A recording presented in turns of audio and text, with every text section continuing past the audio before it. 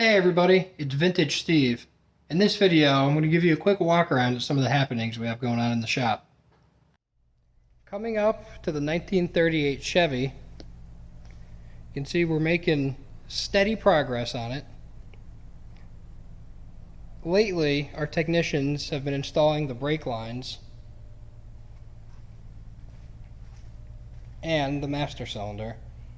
A unique feature about this car, and a lot of old pre-war cars, is that the master cylinder and the brake pedal are actually attached to the frame and are under the floor.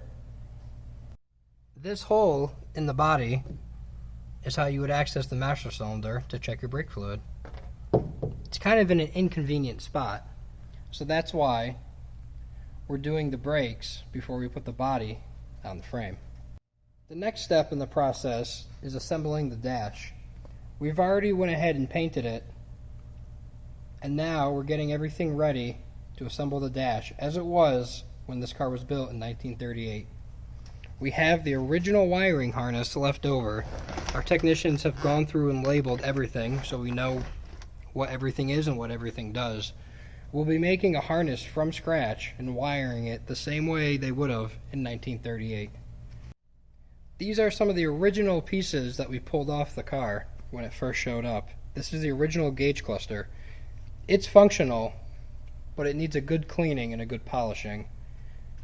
This is the ashtray, and these are some covers. Believe it or not, this is actually the original glove box. A lot of pre-war cars, your glove box was simply made of cardboard. And it was just that. It was a place to put driving gloves. Coming over to the 66 Mustang,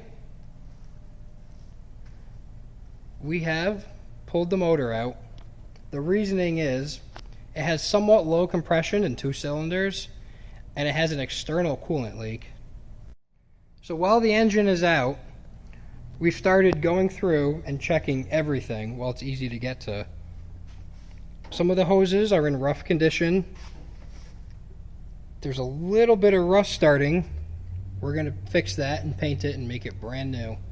And we're going to go through every single part and make sure that it looks correct and functions. This is the original 289 cubic inch Ford Windsor V8 from that Mustang. We're going to send this out to our machine shop. It will get 100% gone through, rebuilt to original factory standards. And then we're going to put it back in the engine bay. Behind me is a 1948 Chevy pickup truck. So the story with this truck is the owner bought this truck knowing that it was a little modified, although he was expecting a true performance muscle truck. What he got was not quite up to his expectations.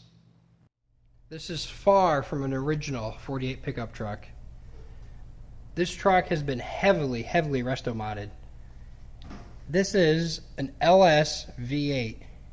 This engine is about 50 years newer than the truck. This is a modern, high-performance, fuel-injected V8. Unfortunately, this engine is on its last legs. We did a compression test and found a few 100% dead cylinders. We can tell it's been ran hard and put away wet. So the plan is we're going to purchase an entire drivetrain, engine and transmission, and we're going to install it on this chassis. So the owner of that 48 truck went and purchased a 100% handmade custom frame. It has independent front suspension, rack and pinion steering, airbags, and a 4-link in the back with a Ford 9-inch. This is going to allow that 48 pickup truck to drive exactly as a modern vehicle. We're going to take the cab off this frame. We're going to 100% go through everything, fix the dents, fix the fit and finish, and paint it a custom color blue. Unfortunately, the bed has been modified to such an extent that it's literally welded to the frame.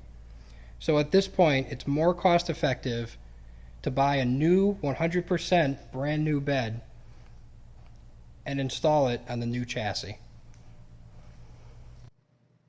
When this project is done, the customer is going to have a 500 to 600 horsepower, modern handling, modern feeling, but old school looking muscle truck. We're excited to keep you updated along the way.